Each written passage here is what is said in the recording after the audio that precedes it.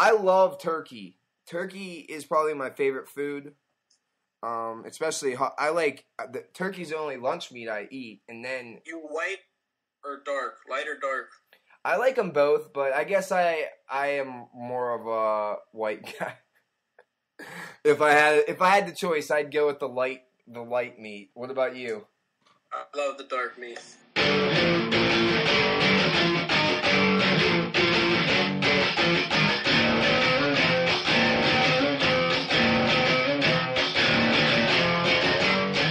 Welcome to the show.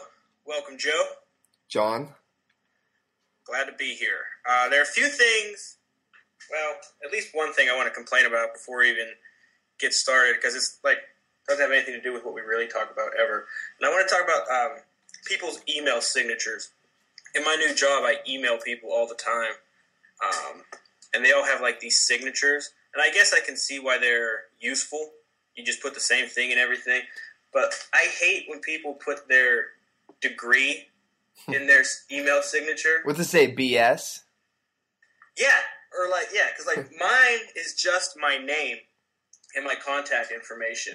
And I have more degrees than half of the people that message me, so I don't understand why it's needed. I think it's so people, I don't know, take you seriously.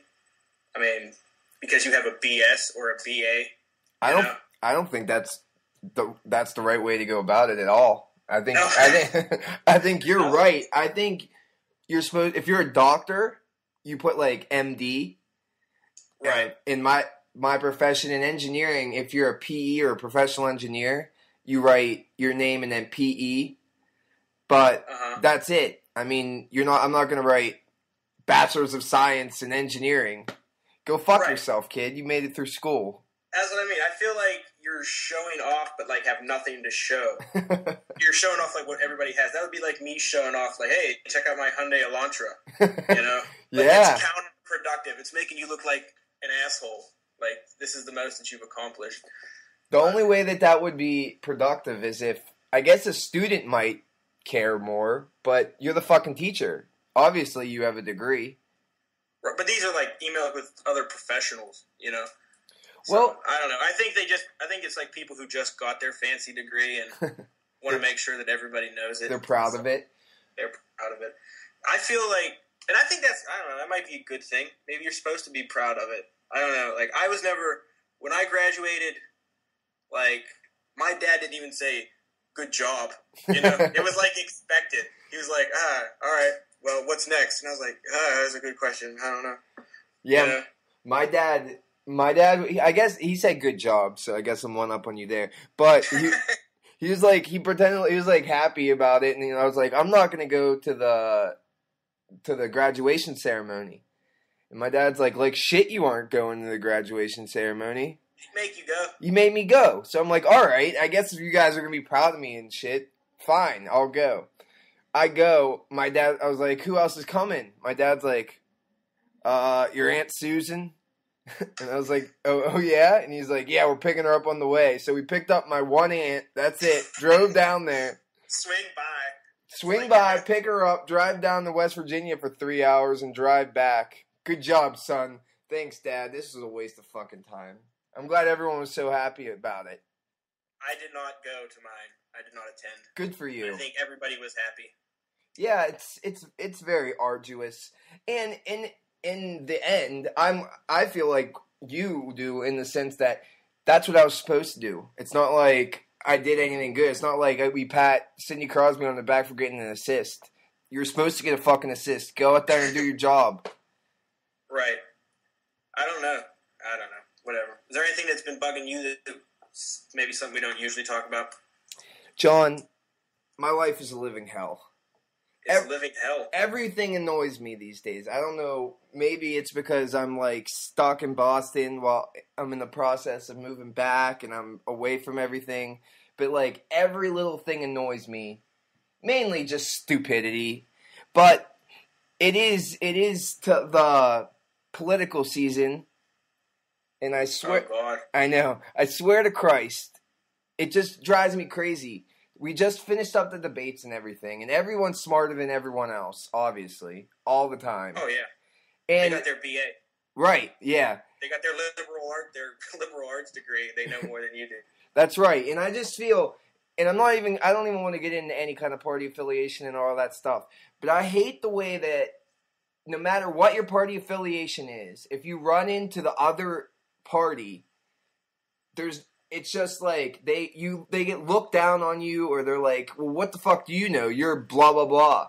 And they're like, well, you're an idiot. You're blah, blah, blah. And it just goes into this fucking downward spiral so quickly that no one can even have a conversation with anybody else. I just feel like I don't understand why everyone takes it so personally. And I feel like I could be like, well, what's the big deal? And then everyone's all worked up like, you fucking moron. And I'm like, all right, fuck it. I don't know. It just makes me mad that everyone gets so worked up. Solely, no one even listens to anybody else. But I guess that's how it is in Congress, too. So what are you going to do? Well, in 3 weeks or whatever, everyone will just be back to hating everybody for normal reasons. Okay, I agree. It is an exciting time. Are you excited? Do you look forward to watching like the election results come in and all that bullshit, or no? You know the results. Well, I mean, I'm not going to watch and see. You can just look it up. I just want to know who wins. I don't want to follow. Okay, Kansas voted for this guy. Well, fuck Kansas. You know what I mean? I'm just waiting till the end. Tell me who won. I think that I've done it every time I voted. Well, I haven't voted very often. I voted in 2000. How many times have you voted into your... Well, I voted in 2004 for the president.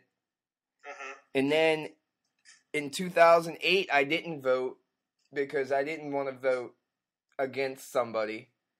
But I didn't want to vote for him either, so I just didn't vote. Uh-huh. And then I voted for a senator. I voted for a senator? Like 2 years ago when Kennedy died. Did you win, or you don't want to say? Yeah, Scott Brown.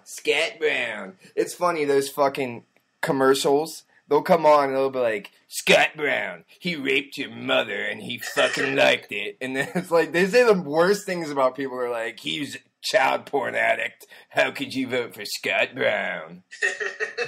Elizabeth Warren menstruates on cats. She's undeserving of your vote. Why are you don't torture cats? Right. Yeah. Why are they dragging the cats and the kitty pornographers into this? Right. They make them every commercial and whatever, the attack ads, everybody just looks ridiculous. Shut the fuck up. Why would I take you seriously when you're talking about the person that you don't want to win? But I feel stupid people do. So why not keep doing it? I feel like, the ads are for a certain demographic. Right. You can tell who everything's designed for, and I don't think there's anything designed for me. Right. They say, fuck it, he's going to make his own decision. I don't care about him. Yep. All right, well, I digress. Let's talk about lighter things. This is supposed to be trivial. Let's get to lighter things. It's the Halloween season. Let's stop talking about the presidential election and move on to Halloween. Exactly. Yeah. That's what I can't wait for it. Well, it's almost here. Is there anything, we're talking about things that bug you, is there anything that bothers you about Halloween? I don't like Halloween, to tell you the truth. Mainly because my birthday is 2 days before Halloween. I think it's switched a bit where I didn't like it when I was a kid because it kind of stole my thunder. Yeah. And obviously it was always everyone was dealing with Halloween and then I was the throw-in. Well, it's Joe's birthday too. We'll throw that on top. Yeah, we'll have pizza before we go trick-or-treating or something. Right. So I think it was like that for a little bit. As far back as I can remember, I never really wanted anything like that. As far back as I can remember, I always wanted to be a good feather. So I don't know. I don't like my birthday. And then if someone's having a party, it always gets brought up, and then people are always talking. I don't like where I'm the center of attention too much. Are you sure? No. I like to portray that I don't like it, but then I probably do like it in the end. I'm glad. You desire that. Right, so I want to be I didn't ask for it, Right. I sympathize. So, do you like it? Is that What, Halloween? yeah? I want to. I'm into it. I like all the. I don't know. I like the whole spiel, the dressing up, the decorating. It's like the start of the holiday season, but I mean, I don't really ever do anything too special for it. It's not like. I mean, I want to like it more than I actually do. I think. Does that make sense? Yeah, I feel that way about a lot of stuff, especially Christmas. I'm not a big Christmas fan either, but when was the last time you dressed up? When was the last time I dressed up? Probably that one time Fury had a party and I had to go get a cowboy hat because I didn't. Because what else was I going to do? And then it turned out to be like I was one of the 4 people that dressed up, and it turned out to be just a regular stupid party. Yeah, everyone was there to smoke opium and not dress up. I don't know anything about that. I don't recall that at all. When was the last time you dressed up? Do you do it all the time, or? I typically dress up all the time. Why? I guess it's just expected of me. It's your birthday. We're going out. We're going here. Whatever. I don't know. I just have. I've been. I guess it might be a girlfriend thing, but even then, when I'm looking for a girlfriend, or when I was looking for a girlfriend, I was dressing up too and going out as well. So I guess it's just a social thing. I dress up. So I dress up every year. I feel like so. I guess it was around that Fury party. I think I was dressed up too, to tell you the truth. I bought Indian costume. Feather, not dot. Feather. And Native American. Native American. Nomenclature. Native American costume. And then I took that to college and I wore it with some intermittent thing a couple years. I think 3 out of the last 10 years I wore this Halloween costume. And then I left it at home when I moved to Boston. And the night before the Halloween, my first Halloween in Boston, we went out to the fucking store, and there's nothing. It's like Slim Pickens is all Slim Pickens are. Like the day before Christmas. Right. It's the day before Valentine's Day. Yeah, there was nothing but an ice scraper. And I saw the Indian costume again. I was like, hell yeah. So I've been a Native American for about 10 years, 12 10 years. running? Yeah, my girlfriend's like, we're not being an Indian again after 2 years in a row. I was like, I'm being an Indian forever. Eventually, it becomes a joke. Once everyone catches on. Do you go to like the same parties with the same people? Yeah, I mean, I only have like 3 friends, so they all know. All right, well, so I guess is that your best grown-up costume? Well, I guess that's my normal. I guess I was a lamp before. You were a lamp? Yeah, in college, I just ripped a lampshade off and popped it on my head and was a lamp. Was that inspired or was that an emergency? I think it was more of an emergency. I think that was me being drunk and an idiot and thinking I was funny. There's another one, me and my college roommate, it was actually thought up where we both went out to like Dick's or something like that and bought all white spandex. And we got like white do-rags. And you probably know where I'm going with this, but we drew big C's on our chest with a cape, and everyone's like, what are you? And I was like, we were like, seamen. And the funniest part is, so we were going out, and he was like, I'm stuffing a sock in my pants, because it's spandex, it's tight. Yeah. And I'm like, I don't have anything to worry about. And I go out, and everybody's talking about how big his dick is. And everyone just like looks at me and like, womp, womp. It was so embarrassing. We went to the bar and everyone was all about his big dick, and mine was just like hanging around on the other side of the bar by itself. the other one. Right. That guy. I haven't dressed up like anything good as an adult. The cowboy thing was like an emergency. Also, I had like a cowboy shirt and I tucked it into my jeans and thought I'll find a hat somewhere. Like that's the best I can do. Yeah, in a short time frame. I don't know. I'm not into the whole thing. What about as a kid? Did you ever have any good ones when you were a kid? When I was young, I would love Batman. It was Batman and Thundercats, as we talked about. My first movie ever was Batman with Michael Keaton, and Jack Nicklaus as the Joker. And I remember my aunt still tells me all the time, she's like, she's not married, so she never had kids, and I was the first grandkid on that side, so, like, she talks to me and, like, wax poetic about when I was a kid. Like, I was her daughter, or, yeah, daughter, son. Whatever. Either way, so she always like, I remember when I took you to see Batman, every time Batman went off the screen, you were like, where'd Batman go? Where'd Batman go? And then she had to make up excuses of where Batman had gone on the scenes where he wasn't there. So I would talk about it incessantly, and my grandmother sewed me together like a silkish, I think it was silk, like the old Adam West Batman costume. Yeah. I fucking wore it everywhere. The grocery store, to school. It was like show and tell day. Show and tell day. Hell yeah, daycare. I would wear that thing anywhere and everywhere that it was.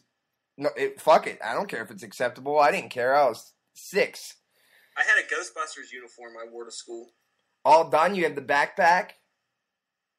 Proton pack? Yeah. Yeah, I didn't take the Proton pack to school, though, but I did have the Proton pack. And I saw one at, like, the flea market this summer, and I, like, was like, oh, shit. How much for the Proton pack? And the guy's like, $50. And I was like, $50? Later, dude. $50. Like, they go for $100 on eBay. I was like, yeah, well. Better put that bitch on eBay then. Whatever. $50. My costume when I was a kid, I had a Batman costume one year, and it's kind of funny. Like, I got it a couple weeks before Halloween, you know? Yeah. And I was like eager to try it out. I wasn't as young as you probably in this. I was probably in like 3rd or 4th grade, you know? Yeah. So I put it on, and in my backyard there's like a tiered wall. Yeah. So I was pretending the wall was like buildings and shit. You know what I mean? So I'm all dressed up in a Batman costume in the middle of the day, jumping on in my backyard, and like the neighbor kid was walking down the street and he saw me, and like he just started laughing at me, and I was so embarrassed. I was hurt by it. It's amazing what that could do to you. Like, if someone like looks down on you for doing something that you're like, this is fucking cool, and they're like, dude, that's not cool, man, and you're like, oh, and then what, did you not wear it? That's when I learned that I wasn't cool. No, I wore it. Well, but at least you had the balls to go out and wear it. I probably would have pussed out and. Another good one I had. Speaking of last week in Thundercats, I had a Panthro costume that I think my aunt made, and it was awesome. It had like the spikes too. You know what I mean? It was pretty. That was way young though, so that wasn't anything to be embarrassed about. Those are good. The ones that like your family members made, or like the homemade ones, are even today are still the best. Like when people actually take time to do them. Obviously, I don't even know when those kind of like store-bought costumes came into being. Have they always been around? I don't know. I'm sure because, but you're right, probably to a degree. But I feel like when I was young, I always was like getting made a costume by somebody somehow. But maybe that's different. I don't even think they probably don't even. They're probably more expensive to make now than they are to buy. They're so cheap. Yeah. You're probably right. But they look better though. Homemade, I would say homemade look better as long as you know what you're doing. So you're not dressing up this year? No. I might get like a shirt, like a skeleton shirt or something. Hand out candy. Yeah, hand out candy. You hand out candy? I've never been in a situation where I had to. The last 5 years in Boston, I've lived in an apartment complex, like apartment building. So I mean, there's no real way to. Anyone to knock on our door without having a key to get through 4 doors to get to my door. So, no, I haven't. We have that new place in Pittsburgh where I'm not going to be there, but my girlfriend's planning to do it. Who knows? Apparently my house at home in Plum, my dad's house, never really got too many people either. I don't know. Your neighborhood's real small. That's right. And it's like in the middle of... I wouldn't walk on that road if I had a choice. There's no sidewalks in that town. No. There's a little bit by where 7-Eleven used to be, where Chow Chow's Yeah. used to be. But that's about it. Everywhere else, you're walking on 286, hoping not to get hit. My neighborhood was pretty good. Where did you go? Did you go around your place? Where did you go when you went trick-or-treating? Yeah, we went up by Littleman's house and Fury's house. So I guess that whole big circle around, I don't even fucking remember the name of the street. Carnival? I don't know. I don't think so. But whatever. All right. Yeah, Holiday Park's good for... It's a big-ass neighborhood. What would you consider Holiday Park? What would you call that? I mean, it's a neighborhood, but it's sort of like a little town. I mean, you know? I guess it's hard to ask because I don't know what I called it. I guess I always called it a plan. Yeah, but it's huge. Right. My girlfriend's from Wisconsin. She would call it a subdivision. Have you ever heard this terminology? I've heard it, but I thought it was like technical jargon that like city planners would use. I didn't know normal people would use something. Yeah, like apparently they do. She's like, my whatever I just said. And I was like, what the hell are you talking about? And she was like, you're an idiot. I can't believe you don't know simple English. You're like, yeah, I am. All right. I understand. All right, so what else goes on with Halloween? Do you watch any like TV specials? Or do you have a favorite Halloween special? I don't. I guess I never really get into it too much.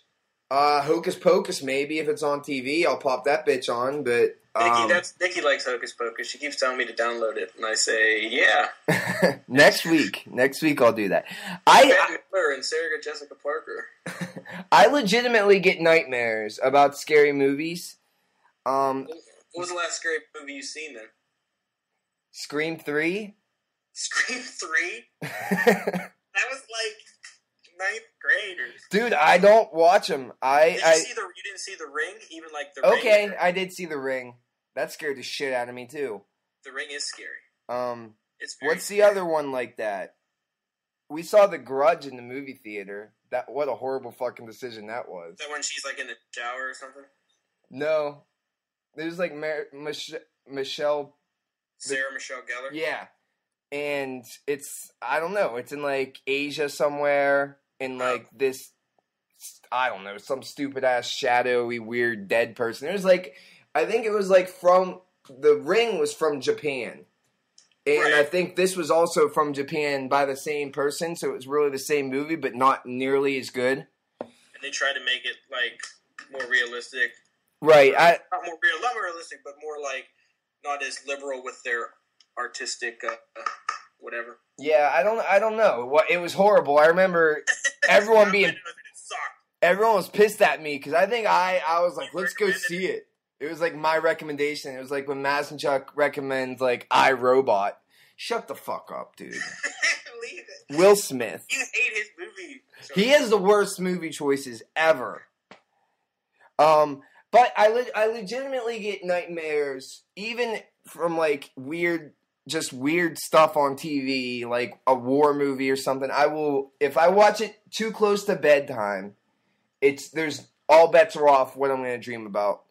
My old man, if we were to talk in any earshot of my dad, he would quickly run over with conviction and say, The Exorcist is the scariest movie ever. No questions asked.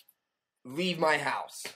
If you don't agree, get out. Get out. That is the scariest movie ever. Have you seen it? Nope. You refuse? We rented it on vacation once, and my dad's like, nah, you can't watch this. You'll be scared. Then he let my ruin his vacation. Yeah, then he let my little sister watch it. He's like, you pussy, you can't deal. I'm not good with scary movies either, but again, I want to be. Like, I enjoy being scared, during the process, but then I don't like the aftermath of it. And especially with her, she is awful. She's awful, like, normally with the lights. She can't go from one room to another without turning on every light in between. She heard me. She called me a name.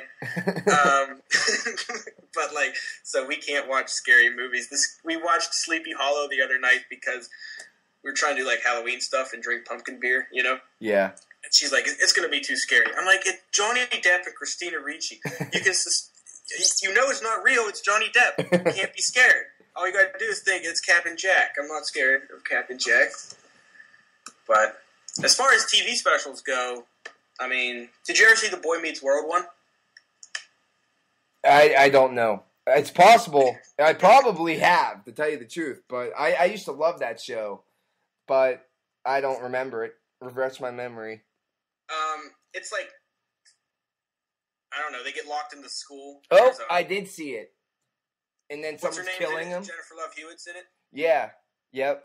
I have seen that. And that someone dies, right? Every room? Or something? Did someone die every room or something? I don't know. Everybody kept dying. It wasn't that funny. It wasn't that good. But it was just funny because Jennifer Love Hewitt was in it. What was those movies she was in? I Know What You Did Last Summer? I Know What You Did Last Summer, I yes. guess I saw those ones. I think when I do see scary movies, it's more of like a peer pressure kind of thing. Like, you pussy, you pussy, you pussy, you pussy. And I'm like, all right. Did you ever see Joyride with Paul Walker and, what's that dude's name? The dude from... Is that the one with the truck driver? Yeah. Yep, I have seen that too. I guess I see enough to talk about it. Candy cane. Candy cane. Every time I drive past Applebee's, because it has like the same syllables, I go, Applebee's. He hates me so much. And I'm like, because I say funny shit like Applebee's. I watched, you know, it's a movie. You ever see The Others? I love it. Yes, with Nicole Kidman. Good movie, right? Yep. I watched that on vacation. Dan came on vacation with me, and we were watching that at night, and he always was like, he could watch the movie and go straight to sleep. And I was watching that movie, and for some reason, even movies like that aren't that scary, and it has like a revelation, and it shows that the ghosts really aren't bad, you know? Yeah, but it has like this weird supernatural feel.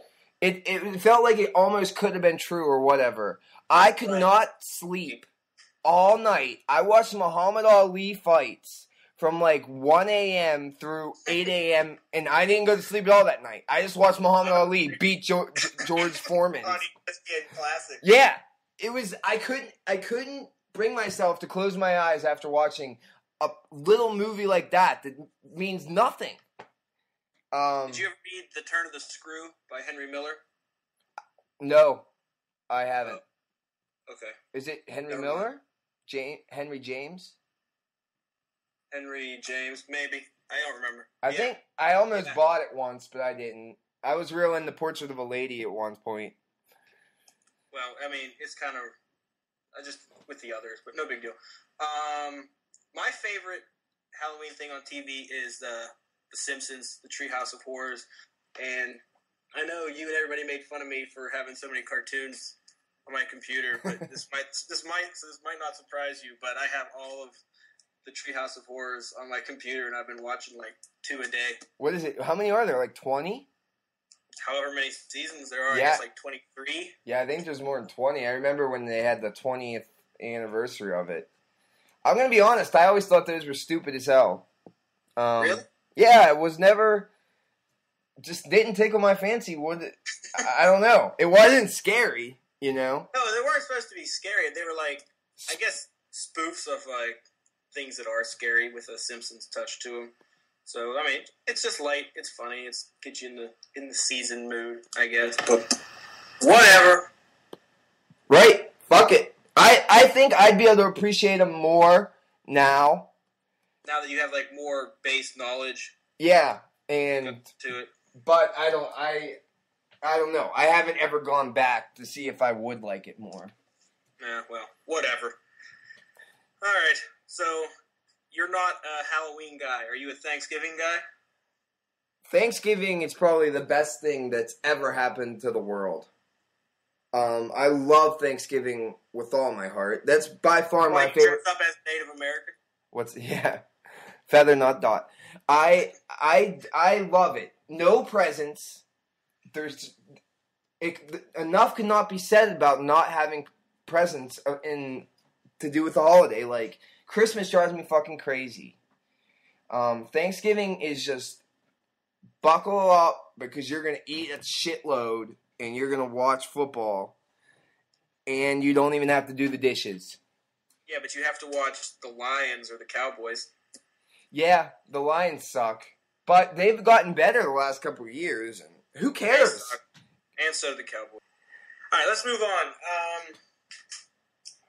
Talk about the NHL. We talked about it a little last week. We were very optimistic last week, but it didn't work out. What's up? It's stutterable, I guess. It's so the NHL came across with a deal, and like I think I said last time, what are they defining hockey related revenue as? And that was kind of the question.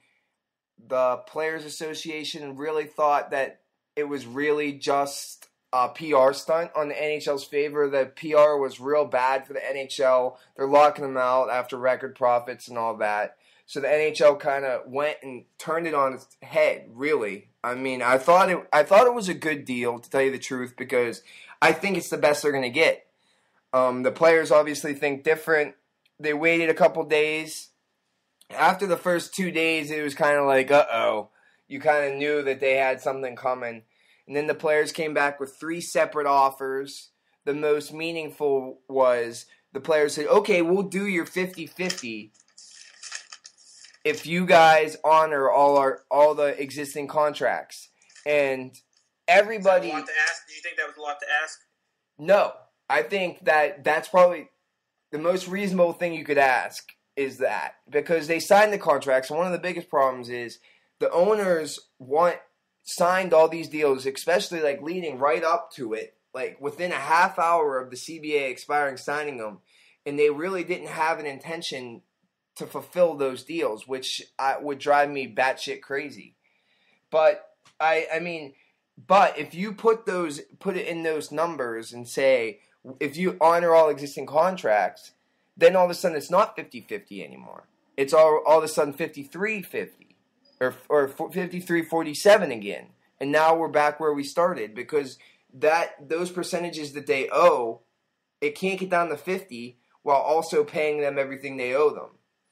The owners say we'll make you, they call it the make whole provision, and they say that we'll give it to you in deferred payments after, which makes all the sense in the world to me, but apparently these deferred payments would end up being paid by the players to the players with how does that work? It's like, I guess the term is escrow. I don't really know too much about it, but apparently the players pay 8%, 9% escrow every year, and typically, depending on the year, they get a percentage of that back. It's almost like taxes to the NHL. And last year they paid 8% and they got 7% back. So basically the NHL they'd pay 8% and then only get 6% back, and each 2% would go into these deferred payments until they were paid off. Sounds dirty. I don't like it. Right. But the way that the NHL says it makes it seem like, oh, it's 50-50, what could you complain about? And then the NHLPA looks bad. But at the end of the day, the NHL's in charge. It's their league. That's like we go out and play football on Thanksgiving, and we pick everybody, and then someone says, well, that's stupid, I'm not playing that way, and everyone else, all the people that picked you are like, well, we'll just pick somebody else, you know? So it's but I mean, they need the players, otherwise they don't have a league. Right, but it's hard to say because how much are they going to lose? They're not going to lose. The players are losing everything. They're losing their salary. They're losing their years. You know, players only have so many years to play. Right. But, so, I mean, the NHL could wait out a year. What you think is fair? If you think it's not fair? And they seem willing to do that.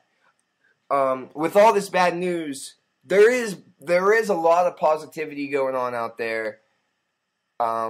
It was a good step in the right direction. A lot of people thought that they need a deal soon to get the whole 82-game season on. And that was kind of what this NHL push was. The owners would make more money. Everyone makes more money if it's 82 games. Right.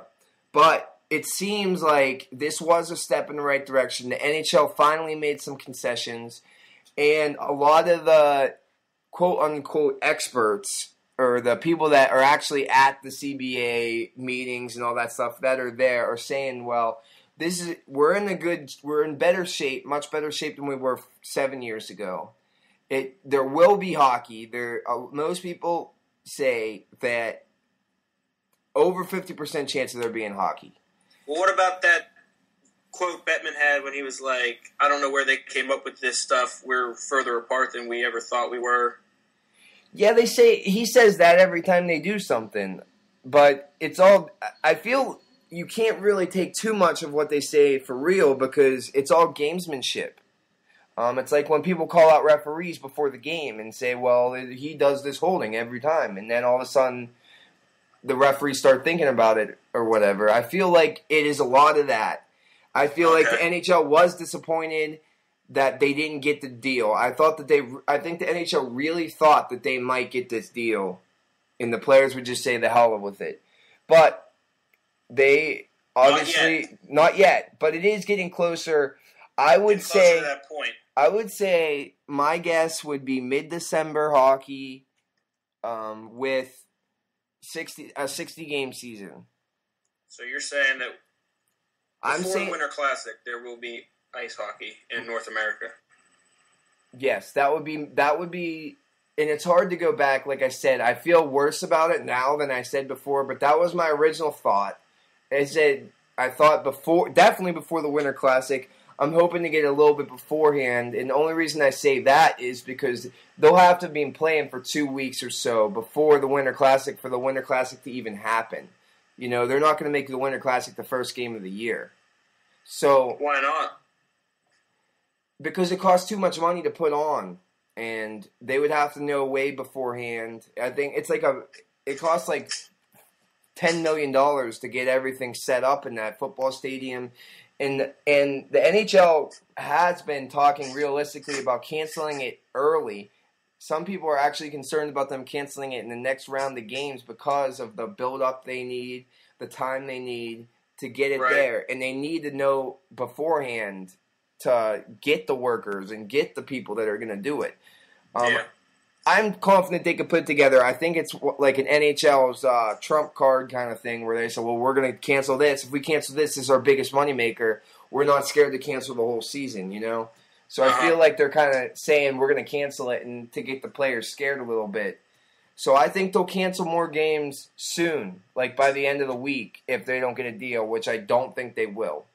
I think they're supposed to meet tomorrow, but everyone said they were supposed to meet this week, and they haven't yet. So Wednesday, I believe they'll meet, but who knows? They keep it. Well, I can't tell. Are you optimistic or not about this? You say you are, but you keep telling me all these bad things.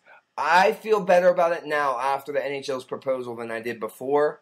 I probably got way too optimistic after that proposal, thinking that maybe things were closer than they were when they're not. But I really think that I am optimistic that there will be hockey. I think that there will now. I think that concession by the owners was a big step towards.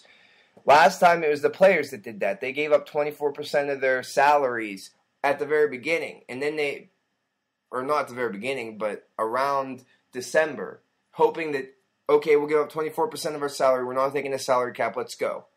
But this time it's the NHL came in, made the concession, and now hopefully they'll talk it out and make it work. Hopefully. All right. Well, you seem optimistic, but it doesn't seem like a good situation either way. However, the Steelers won last week. They did. They did win, but again, this is one of those things like last week's game was like two different games. The first half was the team we've been seeing all season, that we've hated all season. Now, I mean, when I say we've been hating the team, I mean we hate the results and the performance. I mean, of course we're rooting for them to succeed, you know? Right, of course.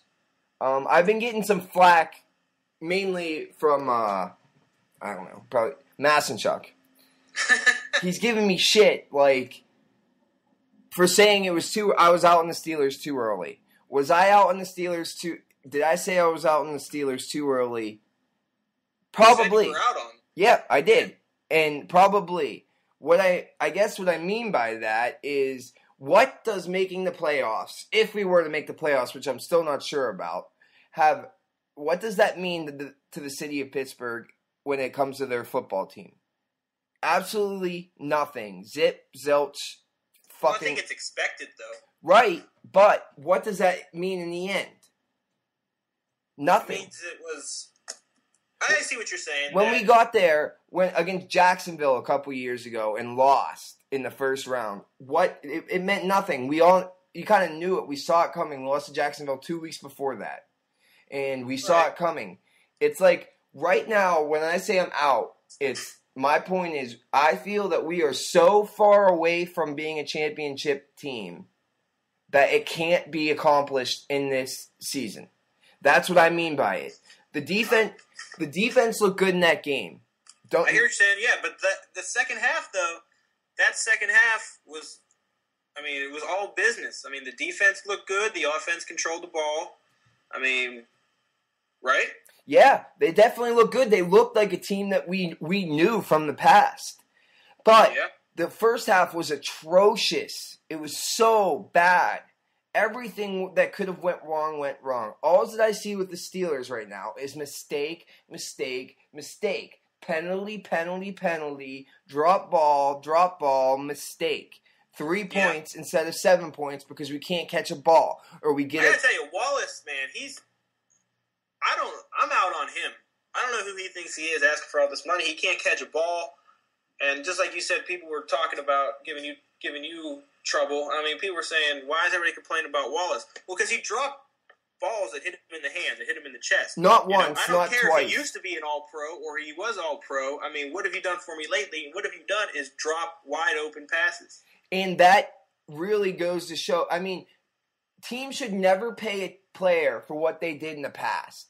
And they should never have to put themselves in position where they have to. And I feel like the Steelers kind of did that here. If they plan on paying him, they should have paid him. Because we don't want to have to pay him for what he did 2 years ago after this season because he was good then. You always want to pay him for what they're going to do in the future. But questioning him is not wrong. There's no reason for saying that. I don't understand when being a good fan or a good Steeler fan became synonymous with blindly following the team as if they were the fucking god. Exactly. I got in an argument with some dude on the internet.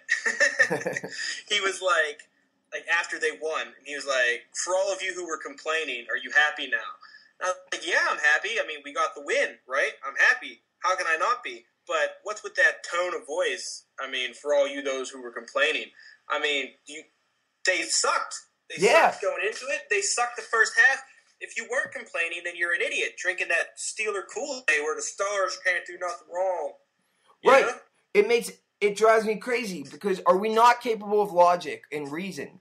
Can we not watch this game and make the inferences that we should be able to make? There's absolutely no reason why I can't watch that game, that first half, and say, this is a fucking pigsty. It's a disaster. To even think how they got to 14-14 at the end of that first half is a miracle. They missed all those passes, and then they do that trick play. Now they can't do that trick play ever again. And if they do, it'll have to be sometime late in the playoffs if they make it to the playoffs. And a wide open walking in. And number one, it's a fifth string running back in there, which sucks, but it was a perfect pass. And no one was even around. You couldn't hear your footsteps. Yeah, to compound that, Roethlisberger throws an interception 2 plays later in the end zone. So then that's gone. It's hard to get mad at him for that one because if you're going to praise him for that touchdown that he threw to Miller, because both were through traffic that he tried to squeeze in there. You know what I mean? Right. I don't blame Ben at all. I'm a big Ben. I like Ben. I don't blame him what he did, but he shouldn't have had to been in that position. He gets put in these positions where he has to do that kind of stuff because receivers aren't catching the ball. It's like baseball where you make an error and the pitcher has to keep on pitching. Yeah, the pitcher let up 3 runs, but it was after a 2-out error and someone hit a home run. You know? Right. And then they come down and then he fumbles on the first play in the 10-yard line. None of this would have happened if the dude would have caught the ball. None of this would happen. So it's like, not to mention, every time Randy looked good on the returns, he'd take it out to the 40, 4 returns in a row, we got a penalty. Thank God. It wasn't even worth watching those returns. The longer he runs, the more I know that it's going to be called back. So if he runs it to the 40-yard line, I know we're going to be starting at the 10. We're the most penalized team in the league. And if we plan to be a championship team, we have a long way to go on that end. And it doesn't seem to be... The good thing about that is it's something that can be fixed. But they have not shown me that they're going to fix it or can fix it to this point in time. Yeah. All right, well, we talked about Wallace, talked about Ben. Let's talk about a few other individuals. Dwyer looked good. The announcers kept comparing him to the bus. I know. I don't know about that. Hold off for a second. He did look good. People over. He was by far our best game for a long time, probably the beginning of last season. He had like 120 yards or something. That's more than we've had all year. Right, for sure. He did look good. I don't know, but it's like game to game. You just never know. If we put Mendenhall looked good that one game, and then all of a sudden he was dick again. So I'm trying to curb my expectations on him especially. Right. But the whole team included. He did look good. Antonio Brown looked good. Heath Miller. Oh, God, he's so good. Kevin Colbert he looks like a genius. Everyone was bitching about him. Why would you know what I mean? But, God, I'd rather give him all the money than Wallace. Yeah, I will defend Wallace for a little bit. I mean, apparently, I didn't know this because any mistake's a bad mistake in my book when I'm watching those games. But apparently Wallace has had good seasons when it comes to drops. They're like 4, 6, 9 for a whole season. Okay. But I specifically remember him missing in that Denver game. It was like a 50-yard bomb down. He made like a post pattern, and he like slid to catch it, and it went right through his arms to the ground. And then we had to punt, and we lose to Denver. I do remember that vividly, and that's a huge game. You don't want to be remembered, right? And not for something like that. He did not look good. The thing that bothers me the most about Wallace is his comments after the game were like, yeah, I've had all kinds of great games for this team. I've made millions of plays. I had one bad game. It happened. That's it. No, take responsibility for what the fuck you did wrong. Say I had a bad fucking game and say I'll do better next time. That's what you do. I hate when they have that attitude that, oh, well, I've done so much before. I've saved up goodwill beforehand. Even if you don't mean it, just say it. Right, so exactly. So I did not like that. But what about your boy 2-4? Ike. I wanted to talk about Ike. Let's talk about Ike for a minute. It's hard to pin him down also. I mean, watching every game as fans, we know that he can be awful. Yep. We know that. He's shown it. On the flip side, the media thinks he's the man. Was he the man last week against A.J. Green? Did he shut him down? I think it's undebatable. Yeah, he did. He had one catch. It was a touchdown. But even that touchdown was threaded in there where he could. Right, he was on him. And he's the best receiver in the league statistically. A.J. Green's going to be a beast. He's going to rival Calvin Johnson. I mean, this is only his second year, and he is very, very, very good. The difference, I think, with Ike is the past 6 weeks, he has been relegated to play the right side. Okay? So anytime a receiver comes on that right side, it's his job to stop him, whether that be in man or zone. The difference between that and now is Ike Taylor was given the task to follow him and shadow him and be on A.J. Green every second. Every play, every time he's out there, you're on him and you're covering him. And in the past, I think that is where he has had success when he has to cover those kind of guys. Someone, Larry Fitzgerald. Right. Those kind of. They give him an assignment or they give him a challenge and they say, go get it. Right, because he can study it. You can study that one player and know all his nuances and all the stuff that he does. He typically, when he does double move, he uses his feet this way. I'm sure it's a lot easier to learn what one person's going to do in all their formations than what four receivers are going to do in all their formations. And if he's not smart enough to do it, to learn everybody's, and I hate to imply that he's not smart, since he went to Swag and You would hate to imply that a graduate of a bachelor degree from Swag U doesn't mean anything. Put that on your email signature. BS I don't think he has an email. BS and Swag and U. But he did look good. I'd like to see him grow on it. I am very weary to say that next week they're going to be great again. They're going to play like the second half. Next week's going to be another challenge. We got Washington and Griffin. Obviously, we need to contain him. He's a nightmare. We contained Vic, and they're similar, but Vic sucks, and Griffin wins games. So, I mean... Well, Vic is 35 or 33 or whatever. So, that is a big difference. He's a rookie, which is nice getting him now as a rookie. So, his experience hasn't been triumphant yet, but what's their record? I think they're, 2-5? I don't know. I think they're 2-5. Yeah, but they had a hell of a game this week against New York, and if it wasn't for Victor Cruz and Eli Manning, then they would have beaten the Giants. He looked good. There's no doubt about how good he's going to be. He's going to be the thing that separates him from Cam Newton is he has a good attitude going forward. He can run like the Dickens. Well, Cam was the man last year. I mean, right. Nobody was saying anything about Cam last year, so I think we need to hold off. Well, I think Cam is good. I still think he's good.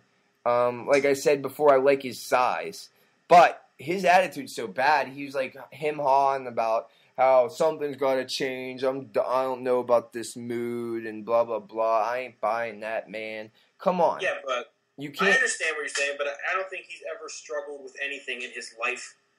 Right. So he's never faced this sort of adversity or difficulty, and especially in his sports life. I was wrong. They're 3-4, not 2-5. Oh, well, so we're 3-3. Right. So he's won just as many games as Ben Roethlisberger has. So that should scare you even more. Well, Garcon is out. Santana Moss has kind of become. He's been the kind of go-to guy, but they don't go to him too often. Griffin runs a lot, which is kind of scary. Vic has kind of dialed that back a lot. But he's had 80 yards and 100 yards in the past two games, and that's scary. He looked real good against New York's defense. And they're good.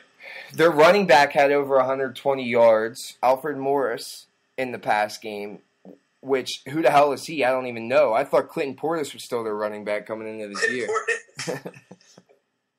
So it is the one thing that the Steelers have going for them is we're home. And a little bit of momentum. We feel good about ourselves. And that home thing cannot be underestimated. I'm surprised we even got a win on the road because we have struggled so bad. Yeah, but we own Cincinnati on the road. I think we've won like 15 of the last 12 or 15 of the last whatever. You're right. We do. But you only own them until you don't own them that 1 year, and then that's it. So I'm glad they came through. It was a must-win game. It was nice to see Dwyer running. He ran for over 80 yards in the third quarter. Or the fourth quarter, I'm sorry. Over 80 yards in the fourth quarter. That is huge because you take the time off the clock in that last drive. It felt too easy at the end, didn't it? That we held the ball and all of a sudden it was over. That's what we need to do. That's what I wanted to say for next week, especially with Griffin and his whatever. The offense is having an overall good year. The defense is having an overall down year. But I think the key is going to be the offense. We need to continue to score touchdowns, and take time doing it. And if the running game shows up and Ben shows up, then I think the defense just needs to be good enough. Haley has shown that he can hold the ball, or hold the ball for big periods of time. He can call plays to keep the possession. it's become a big thing where the Steelers are becoming a lot like the Patriots, where the Patriots defense is never as good, their secondary's bad, and the offense has to win games. We talked about this last week. The offense are going to have to win games, and we were lucky this week that we had those mistakes on offense, and it didn't come back to bite us. Wallace dropped the one in the end zone. Wallace dropped the third down pass going into the red zone. These are the things that we need to shore up. I'm not going to get on Wallace's case. We already did, but I hope he goes back and has the game of his life next week. So we need to score over 25 points. Yeah, I hope Wallace shuts us up this week. Me too. Week. And that's what I'm saying That's what I'm saying about being a fan. Okay, I criticized them. I said I was out. Whatever. Can you honestly think that I don't want them to win? I want them to win with all my heart. I get mad. I get very upset. No matter what, if we're 2-10, I'm still going to be pissed each time we lose. And so what? It's a character flaw. But I hate when people accuse me because I point out the deficiencies in our team that say that you're a bad fan. I'm not a bad fan. I hate that. I think there's like different kinds of fans, and I don't know where they came from. But I mean, again, some guy on the internet was like, I never seen a group of Steeler fans so down on their team all the time. All the ones I ever met were always so happy and always so positive. And I was like, are you from Pittsburgh? You know what I mean? Yeah. Or do you know anybody from Pittsburgh? Because everybody I know hates these guys and not hates them like we said before, but everybody is very pessimistic. And the first mistake, and they're like, oh, shit. Especially this year. I mean, usually I'm on Ben. I mean, in Ben I trust all the time. But this year it's been hard. So because they're not winning. Why should we look at them, see them doing the same things that they've been doing, and expect for something to change? Like in anything, when you do the same things over and over and expect a different result, that's the definition of insanity. If you continue to do the same things and expect a different result, it's insane. So that's why I don't understand. I do understand their view, and I guess God bless you if you have the power to never be negative about anything that you see and be like, all right, it's all right, cheerio, chap. And I don't know, but I'm a kind of a person. I try to refer to myself as a realist, but more of a pessimist kind of person where I think that I'm watching this is the thing I'm seeing, this is how I assess it, and this is how I assess the problems, and it doesn't matter what I think the solutions are because they're not going to listen to me. But I don't think that there's absolutely nothing wrong with someone if they're not happy with the Steelers. That doesn't make you a bad fan. That doesn't mean that somebody that was like, oh, I knew they were going to be good all along. I hate that. Who's all the Fleury haters? Fleury fucking played like fucking shit. Fuck you. If I fucking want to get on his ass, I'll get on his ass. He's making $5.5 million a year. He can fucking... That's a perfect analogy. Definitely. So that drives me crazy. He has one good game a week, and then, see, I told you so. Right. And that doesn't make me... In my mind, it doesn't make someone a bad person or fan by pointing out what they think is wrong. Obviously, I guess the one thing that you could argue against is what we say doesn't matter, which is true. But that's why who cares? Let me say it. Right. Let me feel it. And let me, if you don't want to listen to it, it's pretty easy to ignore me. I mean, if I was Tomlin or something, I obviously wouldn't say that to them. I wouldn't be like, maybe I would. But I understand if he wants to like try to massage their egos and stuff, but it just can't be blind faith. I don't understand how people can blindly just say, we will follow. Close your eyes. All right, well, go Steelers. Let's get a win. Moving on. All right, we have a guest this week to wrap things up, talking about music. We've been stuck in this late 90s, early 2000s emo place for a few shows. We wanted to branch out a little bit, so we brought Franco on to talk about rap music, or hip-hop like pretentious people would call it. So do you want to be called Anthony, Franco, Sir? What do you go by now? If we're at work, I go by Anthony because, I got to be professional. But, everyone calls me Franco. All right, so I can call you bitch then. Ha! You can get backhanded for the computer. All right. Next time he Let's sees just jump you. into it then, man. Let's just jump into it. Who is your favorite rapper of all time? Like your personal favorite, not someone who you think is the best or any of that bullshit. Who is your personal favorite? My personal favorite is still who I would consider to be the best of all time. That's Tupac, hands down. My man, I'm with you I can there. listen to everything he has straight through, no problem. There's no bad Tupac songs, you think? I mean, there might be some corny ones, but they're not bad. He is one of the rappers. Obviously, I'm not a huge rapper or hip hop fan, but he is one of the guys where you could pop in an album and listen to it. Like Franco just said, that is big for me, especially like with iTunes now. You download a whole album. I want every song to be good. You're paying like $1 a song. Yep. I think that I'm gonna go with Franco. I think Tupac's the best as well. What do you think? What do you think, Riggs? What you think, Greg? Well, I don't know. I don't really have a dog in this fight. You got the dog? All right. No, but I mean, But if you were gonna, I respect Tupac. What do you have on your iPod? You have any rap, hip hop music on your iPod at all, or no? No, I have Eminem. Like if I'm in traffic and I want to get aggressive, So maybe you would go with Eminem. I would go with Eminem. Yeah, that's a good pick. All right, Yeah, you can't get wrong with that. so you're saying he's the best ever? Yeah, I'm saying he's the best. I mean, obviously, the argument is Biggie Tupac. You know what I mean?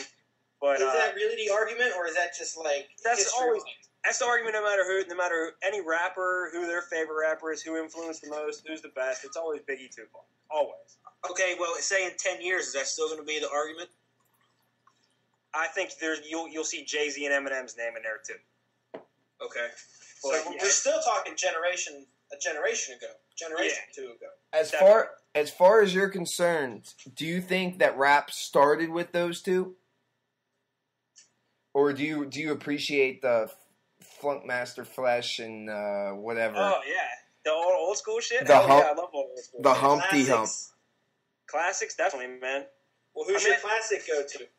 My classic go-to? See, there's a few of them. I mean, I don't know. Gangstar, Rakim, KRS-One, Big Daddy Kane, Ghetto Boys. I mean, I don't know. There's a bunch of them, but... Well, a few of those you just named were still are still making music or still made music in the late 90s. Yeah, they're like 55 years old now, but yeah, they still make music. KRS-One legit is like 55 years old and still puts a CD out like every year. KRS-One, I think, is a little one of those guys who, I mean, I guess he's real and everything, or he was, but now he seems sort of like a caricature. Like, he took this professor persona to whatever level, and he's like, I gotta school you guys on what this shit means. And it's like, but I think rap is more about having fun now, anyway. Would you agree or disagree? Absolutely, and I think that's why you hear a lot of the people that you hear who are popular now listen to a lot of music they put out as party songs. Wiz Khalifa, them type, Kid Cudi, all them dudes, is party songs, party music. Right. Well, like even Tupac was party music. I mean, it might have had some social commentary, but he still put on all of his records. There were definitely a good number of tracks that were there just to have a good time. Absolutely. That's why I think, like even what Crowley said, like, do I think it started with Biggie and Tupac? It was like in that like early 90s where like it was NWA and it was shoot kill everybody, you know what I mean? So then they came out and they still had the gangster stuff, but then they partied, you know what I mean? And they made party music, and then so that's where their popularity just flew through the roof because they made all kinds of different music about all kinds of different kinds of topics. For everybody. I mean, gangsters want to chill too, man. They could do it all. They could do it. I mean, I agree with Franco in the fact that they could put out a party song, and then they could also put out like a heavy lyric-ridden song, like where that the main point's the lyrics, and if you listen to it, it's fucking poetry, and that's why I think that those two are the best. I personally like Tupac more because of his melodies over Biggie, but Biggie also had a good cadence as well. What is that important to you, Franco? What's that? The flow, rhythm? a person's flow, certain flow. Yeah, you know, I mean, it can. That's like what's the thing with Biggie. Like he he puts so many rhymes together sometimes that it sounds odd. You know what I mean? But like if you sit there and listen to it, you're like, damn, I can't believe he just rhymed like 15 words right in a row. He uses a lot of approximate rhymes too, which which helps. I mean, you can if you can manipulate words to sound like it rhymes, then it's great. Like I heard Eminem, I saw like a documentary or an interview or something on Eminem where he listed like 10 different words you can rhyme with orange, when orange is supposed to be like one of those words that you can't rhyme anything with. And he was like going over it, like how I could have rhymed orange or orange with bumbange or whatever. So, so well, along with that, like that's why Jay-Z is so versatile and why he's had so many such longevity is because he can do that. Absolutely. Do you ever think about? Sorry, go ahead. My bad. Do you think? I'm sorry to go back, but do you ever listen? I guess, in my opinions, we kind of got away from it, and now I'm trying to delve back into it, so I apologize. But I kind of feel like rap, I'm going to just call it rap. Rap started with Biggie. Biggie. Gangster bitch. Kermit! No, I feel like it started with them. And, like, Public Enemy, Run DMC, I can appreciate what they do, and like they're like the Beatles of rap or whatever, but they don't do it for me. And different, it's a lot different. It's a completely different music, right? And I feel like Tupac and Biggie revolutionized it so much, and I guess Jay-Z was around then too. But I guess I don't refer to them as much as the other two. But I think that's a generational thing, and I think it's a cultural thing that you relate more to. Like where they were coming from was a more real place, and you know what I mean. Like I don't know what I'm. I don't think it's that. I don't think it's to say that Jay-Z wasn't coming from a real place, though. You know, I think it was. I'm saying, but he's part of that whole movement where it got away from the silliness and the jumpsuits and the big chains and into like more not more complex but more raw but still polished. Franco, do you think that the feud made them? Do you think that is a big reason why that they are the two go-to names? I think that locks them in history, definitely. That's why, like you asked me, do I still think in 10 years? Yeah, and I think that absolutely attributes to it. That feud, them both dying, them both getting killed because of it, I mean, that solidifies them, that locks them in right there. Well, do you think them dying helped? Because, like, for Jim Morrison or Kurt Cobain. I mean, if Kurt Cobain was around and selling Pepsi Cola now, we wouldn't think of him the same. Junk music at this point in time. Right. If Tupac was like on American Idol with Britney Spears judging people, would you still think of him as the best rapper of all time? It'd be so much different. It would. You can't. I mean, it's hard to think of it, but it would just be so much different. It's like Ice Cube. It would dilute him. Yeah, Ice Cube. Right. There's an example. He's doing movies with Raven from the Cosby Show or whatever. So Raven. And I feel like. And that's fine. I accept his decisions. I think I'm glad he made the decisions he did to get out.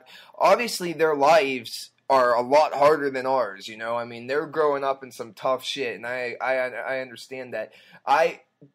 If I were to answer your question, I think that he died at the perfect time. Perfect. It sounds horrible, but Kurt, like you said, Kurt Cobain as well. Them dying cements their name in history. That, I mean, anybody that has that kind of reputation or whatever, like Bob Dylan, if Bob Dylan died at 28 or 30, I think he would be more iconic, and he's huge, very iconic now, because you imagine if he died at the height of his. Because there's always that weaning off, or like Bruce Springsteen's still putting out albums, even though Born in the USA or Born to Run or what came out in the 60s or the 70s, you know, or in the 80s. So I don't think it really takes away. It doesn't take away too much from those big artists, but it gives a lot more than it takes away when you die. So if you stay alive, obviously it's not a big problem. It doesn't take away from like what the you had done fans' before. perspective, but like we were talking about in the greater culture, or when you say what made them, like they were on the news. You know what I mean? Yeah. Like that makes things bigger. But let's move on from those two. We've been talking about those two for a while. Give me some like, I don't want to call them second tier, but if you're calling Biggie and Tupac the kings of it, give me some second tier guys. One step down. Yeah, like that are still awesome in their own right, but just aren't on obviously that level that you appreciate for whatever the reason is. All right. Yeah, I mean, you could. I would say Dre, Snoop. Would you put Dre on that level? I would put. See, the thing is, and a lot of people probably don't even realize, Dre doesn't write his rhymes, his raps. You know what I mean? A lot of people write them for him, and when he raps them, they sound awesome. But Dre's the best beat maker ever, so I would put him up there. He had the vision, man. He saw all this. Yep, exactly. He knew how to put everything together and be like, "Yep, that's what we want. We want that. And we're gonna make a shit ton of money on it." You see those pictures of him in like those like satin like jumpers. You know what I mean? Like some like straight '80s, late '70s stuff with that weird hair. And you're like, this dude has to be a genius if he went from that to this. You know, like he had a plan. I think a lot of people don't recognize how good he is. You know, I mean, how much he really meant to rap. I think a lot of people realize, but I don't think they realize for the right reason what he really meant. Being the number one producer, you know? I mean, he was putting out the stuff. He made it marketable. Yep. Rap's a little bit different without him. It's not to the extent of Tupac and Biggie, but it's a little bit different without him. It's weird because I always thought that Dr. Dre did every beat on the Eminem album. He doesn't, right? Not the newer ones. He did all the beats on the first one, and all the beats on the second one. Okay, well maybe that's why there's obviously the best. Too. Right, yeah, right. But like it's like not only does he do the beats when like so on the newer ones he doesn't do them all, but the beats that he does it sets the standard for the rest of the album too. Like you can't put like in a radically different song right next to the other song and hope that an album goes well. It all has to be like one train of thought, even if the lyrics are different. It has to mesh.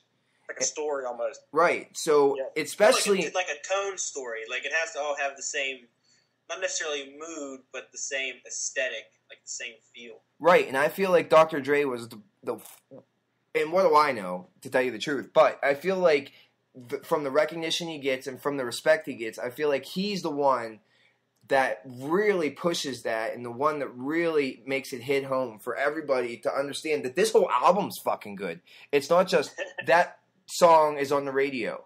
It's this whole album is a fucking good album. And obviously he's not the only one that does it anymore, but he was one of the first that pushed it in the direction that it's gotten to. Are you East Coast, West Coast, Franco? What are you? 90s. I mean, even up until the last few years ago, I was super hardcore West Coast. I mean, really?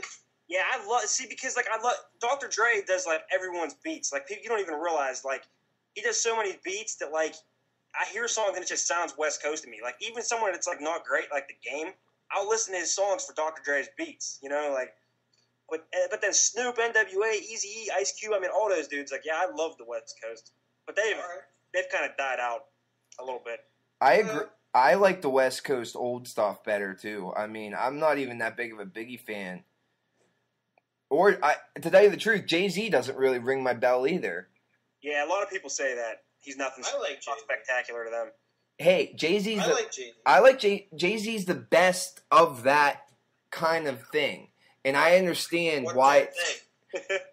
I feel like, just like Biggie, they use different kinds of cadences and different kinds of way to go about their rhymes instead of using like a standard measure. Or I feel like Tupac used the same amount of syllables in each line that he used. You know, they'll like rhyme halfway through the sentence, rhyme at the end of the sentence, and then rhyme at halfway through the next sentence, and then go on to the next one. It is more complicated. It's like poetry that you would read, but it's harder to get into a flow or a melody when the way that they rap. It's hard to explain. All right, you're just not into it. You guys asked me earlier what I have on my iPod, and the one thing that I would like to mention is the Wu-Tang Clan. Yes. I don't know why I enjoy the Wu-Tang Clan. I can't say why. But they're just, I don't know, they're just fun, but there's nothing really fun about them. You know what I mean? Like, I put it on, and I'm enjoying myself, and I have no idea why. Like, they talk about, like, crazy shit. They act crazy. They have kung fu noises out of nowhere. You know? And, like, I there's no way that I can relate to these guys. Hardly at all. But still, I find myself enjoying it. Frank, what do you think about the Wu-Tang Clan? Best rap group ever, hands down. But they don't get credit though. They don't get the big publicity and everything. I mean, Method Man does, you know, but then he makes movies and all that. But and RZA's getting his due. But yeah, I mean, they're like a Quentin Tarantino movie, you know, like that's exactly. Well, listening to their CDs is like watching a Quentin Tarantino movie. You're watching all of a sudden there's samurai swords and people getting shot and. You don't know what it is. It's appealing about it, but you're like, I can't look away from this shit. Did you ever see that Cribs when they had what's his name on there? Oh, I don't know. What maybe it was Redman? What Redman? No, it was Redman, yeah. And like it was just he didn't have a crib. It was his house. That was his place. I remember that. It was beat to hell. There was like a hole in a screen door in the front. It was trashed. And that was like his like cousin or something was like passed out in the living room. They just put like blankets on top of him because the camera crew was coming through. That's great though, because I feel like when they get out of that environment and they get into the rich environment where they have a lot of money, I feel like a lot of people fall off. You know, 50 Cent. Right? Why? Oh my God. 50 Cent. 50 Cent can't beg someone to put out his CD now. His last 2 CDs never even got made. Right, I mean, he was in it, man. He was in the middle of everything, and he started coming out. That first CD is fucking good. Amazing. When's the last time you listened to Get Rich or Die Trying? Amazing. It is so good. There's no doubt about it. But it feels like he got out of it. He started making money, and then all of a sudden, I mean, I feel the same way. I try to. Obviously, I'm not 50 Cent or anybody, but when you get into a place where you're happy and your life is going good, it's a lot harder to make art that appeals to everybody and with passion. So it feels like without the starving artist kind of thing, it feels like it's lost on everybody, and that's why, like, Tupac never left. Biggie never left before they died. And that's why I feel like Tupac got worse and worse. Like, more and more into crime and into that lifestyle as he got older. So would you say it's like you said, passion, would you say it's an energy thing? They don't bring that raw energy, that drive, or do you think it's more a substance and subject matter thing? Both. I think it's like, the first thing is it's the substance. It's what's written on paper. Then the second is say it like you fucking mean it. Like, this is what matters to you most in the world. And I feel like Eminem did that a lot on his first 2 albums, where he said that shit to say and he got it out there. Like he meant it. Like, this is what I'm. It was, but it was coming from his heart. That's the most emotional. Like, some of those songs are the most emotional. Not like emotional in me, but you can just hear like the raw, just emotions in him: the hatred, the anger, and even like the sadness in lungs. Yep. One of my favorite Eminem songs is Kim. Crazy. Number 1, what a fucking fabulous story. Number 2, the way he says it, it feels like it's really happening, you know? Even something that's so totally made up. He's not going to kill his wife, all this stuff. Right. But it's so totally made up, and he's like, seriously, going at it, screaming at the mic, in tune, and then he does like her voice over it, and it is a beautiful, violent scene. And I feel like that when you can portray that passion into something that's good, then there's no losing. You can't lose. All right, what should I be listening to now? Right now, there's a lot of good guys out. I mean, see, I'm a huge Young Jeezy fan, and a lot of people he might not strike them that much, but anything he puts out, I listen to. Why? It's not even like he's the best rapper or anything, because he's really not. His lyrics aren't that good. But he's got like this image, like you know how some guys just get like an image or something, and you're just like, yeah, man, that dude's. I like it. You want to see what they're saying, what they're doing, where they're coming from, and you feel he's real. It strikes me every time. Like I just love it. But yeah, I mean, obviously, got a Wiz Khalifa. Got a shout out Pittsburgh. Wiz Khalifa's killing it. He's killing it. I mean, he's putting. They're switching to like this new style of music, and that's like him. Like I don't know if you guys are familiar with Big Sean, Kendrick Lamar, Lupe, Kid Cudi. I've heard really good things about Kendrick Lamar. What's he, the new Dre protege?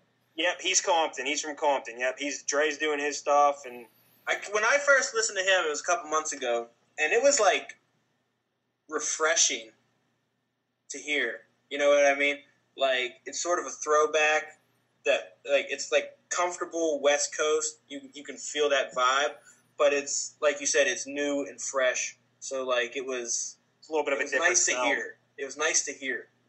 Yeah, rap's been stagnant for a while. I mean, it's been bogged down by some real bad music for a while.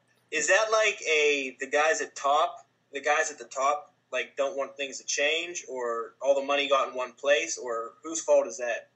I'm probably going to strike some people when I say this, but I'm going to say it's probably Lil Wayne's fault. That dude puts out more garbage music, and everyone loves it. Yeah. And it's so like everyone else just wants to emulate him, and why not? He's making money. I want to make money. You know, I want to sound just like him. And it just all sounded the same for like 5 years. Everyone sounded it was just the same music over and over. I hate Wayne. Man. Me too. Me too. I tried to like him when like he was the man. You know what I mean? Because I mean, all these people can't be wrong. You know? Yeah. I downloaded everything. I have his albums too. And they're like. It pisses me off that they're on my computer now because there's so many of them and they always come up. Oh, he's a million songs. Here's the thing with Lil Wayne. Why, if he had patience, I feel like he has no patience at all. And if he had patience to put out one album every year, you could take all his good songs and put it on one album and it would be good. But he just puts everything out as soon as it comes to his head and that's it. I mean, I feel like, and maybe this is good to go into another subject, but Kanye, I'm sure he does put out those Good Music Fridays or whatever, but he accumulates his work and puts it into one album and tries to make that album the best that it can be. I feel like Lil Wayne puts out these mixtapes all the time. Once a month. Dude, if he kept his best songs and put them all on one album, they would be good. I mean, I'm not saying that he's bad, but the bad outweighs the good when it comes to Lil Wayne, and I feel like that's only because he lets out so much. So much music. Well, comparing him to Kanye like you just did, I feel like Kanye West has a definite idea of what he wants to do, and he goes out and does it. Whereas Wayne is just a guy who likes to rap. You know what I mean? Kanye is more of an artist with the capital A, and Wayne is a rapper. Yeah, Kanye's got more of like a Dr. Dre vision. Like he knows exactly which way he wants to go with it, and he executes it. Lil Wayne's just raw, sitting there drinking cough syrup and just whatever comes out, he's recording. Did you see that video of him at his deposition? What, on MTV? I don't know where it was. It was like a real deposition, like in court. Oh, I don't know. I don't think so. No. Oh, well, the lawyer kept asking him all these questions, and he's like, I don't know. And he has like a sweatshirt on. He's slouched, his head's down on the chair with the hood over. He's like, I don't know. And they're like, do you remember putting out a hit record in 2008? And he's like, why would you ask me such a stupid question? And they're like, they just need to like get it on the record, you know? And he's like,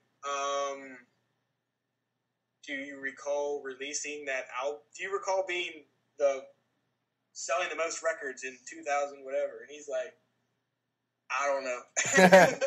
Yeah, that's stupid, minutes. But I don't know it.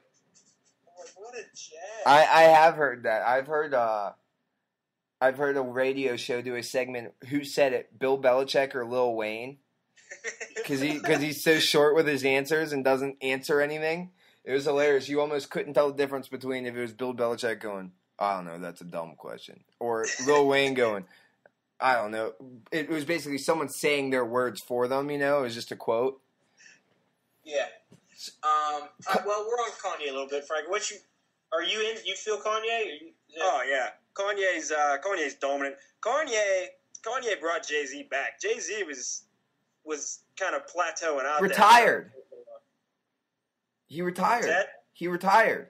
Yeah, right. He retired. He was getting smart with it. He was like, I don't have anything to say. I'm going out. You know. I love Kanye, and Franco. You know this. Franco's like the only guy I hang out with that listens to this music. Like, that's his favorite music. That's his go-to.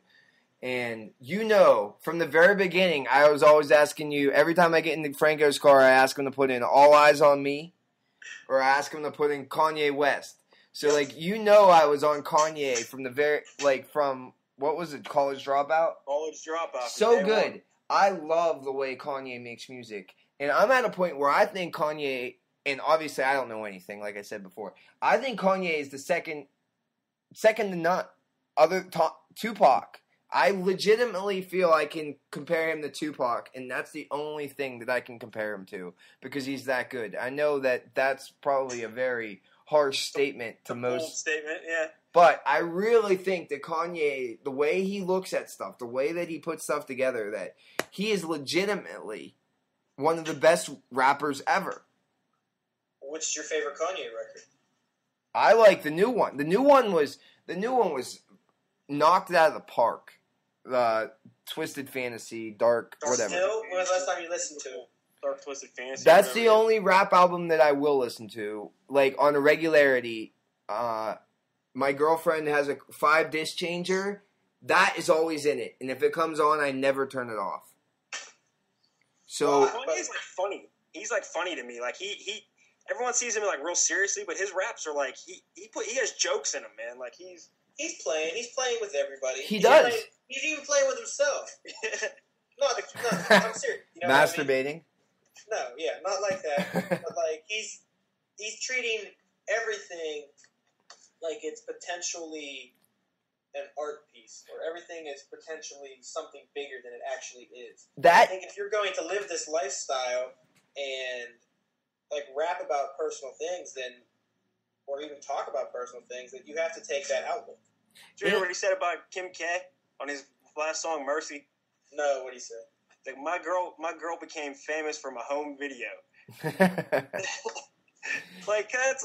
That's a joke, you know? Like, that's hilarious. It is. And I love how he can make jokes. Like, we were talking about Tupac making party music. He can do everything. He can make jokes. He can make funny songs. And then he can make awesome, real, lyric-driven songs, just like Tupac used to.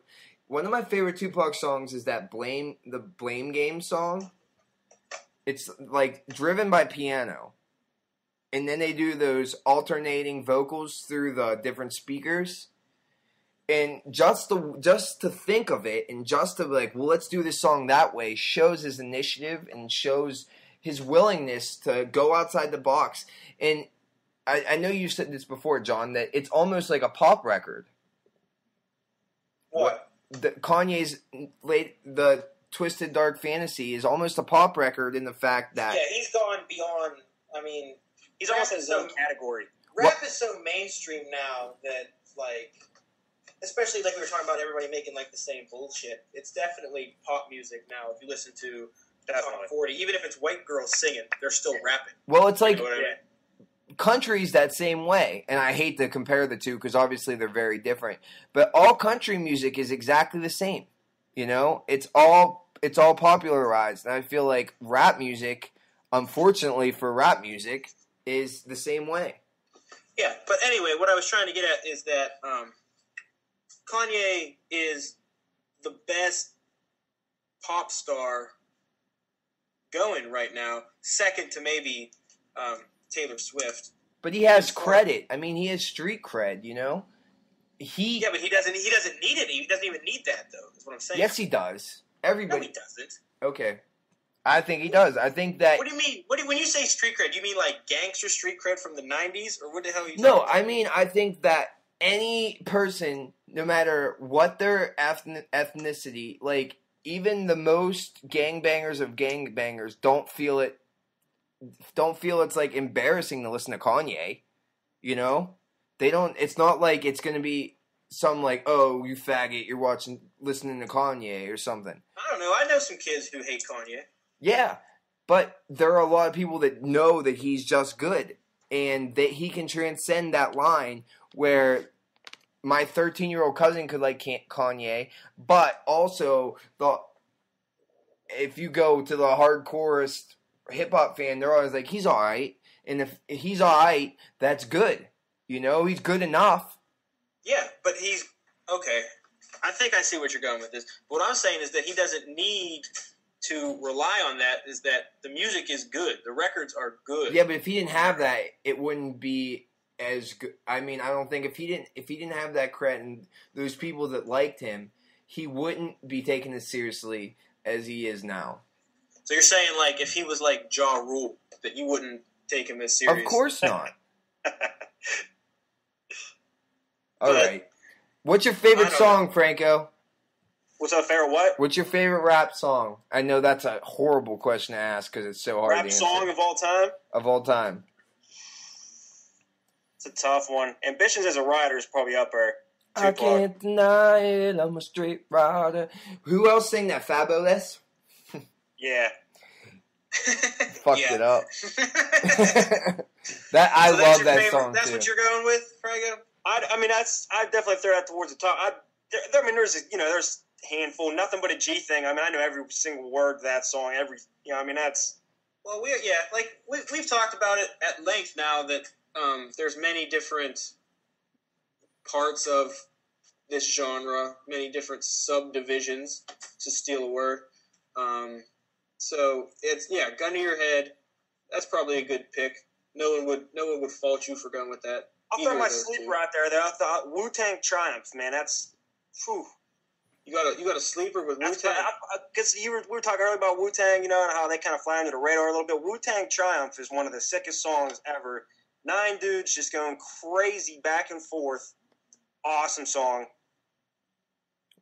I'm just going to throw it out there just so we say it. Bone Thugs and Harmony. Awesome. Unbelievable in my book. I love them. I just wanted to say their name. So my one cousin, he's a few years older than me, and he lives in California, and he would always come during the summer. And every year he would come, and he would be like this different dude. You know, the one time he came, and he was like brought a skateboard. You know what I mean? And was like, show me how to skateboard. Self-identity one year crisis. He came, and he was like a karate, like he was into karate, like Karate Kid. You know what I mean? And then the one year he came, he brought these giant speakers in this stereo, and he would blast Bone Thugs and Harmony all the time. Talking about the crossroads. That's funny how that shit happens so much. But Bone Thugs, I mean, they were huge in 6th grade. I remember being at like a 6th grade party, and they were playing Crossroads at that. Like, that was the shit. Were there girls there? Yeah. That was your heyday, wasn't it? That was my heyday, yeah. That's funny. All right, well, before we get out of here, Franco, I only have one question that I want to ask. When does the new Chronic come out? The new Chronic, it's called Detox, or supposedly it's called Detox. Seriously, your kids will probably be waiting for it to come out, man. I read something. I don't know if you guys are familiar with Just Blaze. He's a pretty big producer. He does a lot of people's work. He said that he has been to Dre, worked with Dre a little bit, has seen that Dre's recorded something like 500 songs for this CD. It's never for a 2022 track CD. He's the complete opposite of Lil Wayne. I don't know how you would. When Dre dies, when Dre dies, it's gonna be like somebody's job to like archive this shit. It's gonna be in like the Berkeley Museum. You know what I mean? He'll have a new song 100 years later. I don't know how you could ever narrow that down for a CD. I mean, you might as well just start over. Yeah, start again. Scrap all 500. You know, like. See, I do that too. Like, I create all kinds of like little shit all the time, and like my hard drive is just filled with like documents with like paragraphs. You know what I mean? But I mean, not Dre. Oh, his shit's probably good though. My shit's all like I throw it away. But well, all right. Well, hey Franco, thanks a lot, man, for coming on. We needed help. I mean, Crowley and I could have tried to do this ourselves, but just to give a new voice and try and help us out a little bit. We appreciate it, man. No, yeah. It was fun. Appreciate you guys having me on. For sure, Franco. If you ever know anything about anything else that you want to talk about, let me know. Yeah, anybody. You guys can get in touch with us or John at, what's your Twitter thing? Twitter handle? Oh, yeah, I got Twitter, Franco. Are you on Twitter? Yeah, I don't follow any. I follow, like, Bill Simmons. Hey, it's not bad. My handle is PGH Bias 84. So if anybody has any ideas or anything that you think would be funny or talk to, shoot him a tweet or email or whatever. And Franco, did you check out the website, the new website? Say yes. You guys got a new website up? Never mind. Yeah, we tried. I don't know. It might not have worked. We just got it this week, so it's trivialmisconceptions.com. No, I haven't checked it out yet. I'll check it out. Yeah, trivialmisconceptions.com. It's easy on everybody. Type it in, search, comment. Easy on the eyes. Make fun of us. Do what you do. All right, well, we'll chat you next week, hopefully with a Steelers victory, and who knows what we're going to be talking about. We got to figure that out. One word All for right, this. have a good one. One word for the Steelers, Franco. What you got? Lost. All right. They're lost in their identity. I won't deny it. I'm a straight rider. You don't wanna fuck with me. Got the police busting at me, but they can't do nothing to me. Let's get ready to rumble. Really go on in the mind like the police busting get down for this, but they can't constantly cheat. I'm screaming money over bitches. I'm a straight rider. You don't wanna fuck with stay on the ground.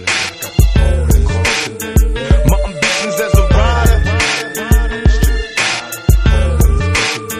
My ambitions as a rider.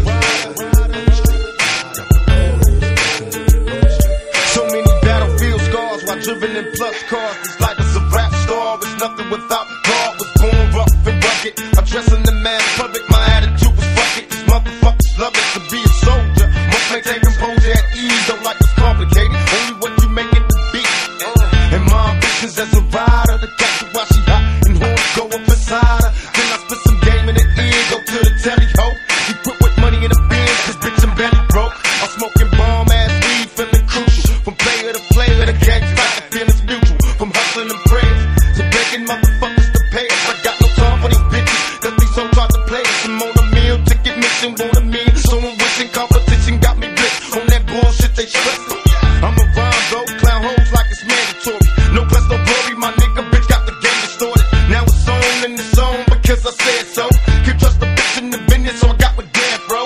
Now these money hungry bitches getting suspicious. Started plotting and planning on the scheme to come and twist us. But thug niggas be on point and game tight. Me psyching Bogart strapped up the same night. Got problems then handle it, motherfuckers see me. These niggas is jealous, too deep in their hearts, they wanna be me. And now you got me right beside you. Hoping you listen, I catch you paying attention to my ambitions as a rider. I'm a straight rider. My ambitions as a rider.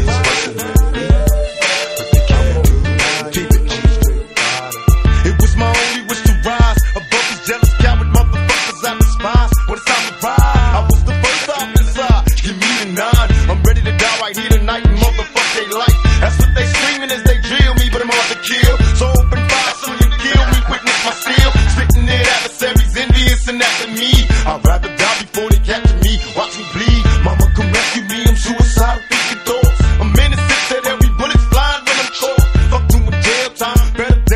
sacrifice. Don't get a chance to do me like they did my nigga Ty.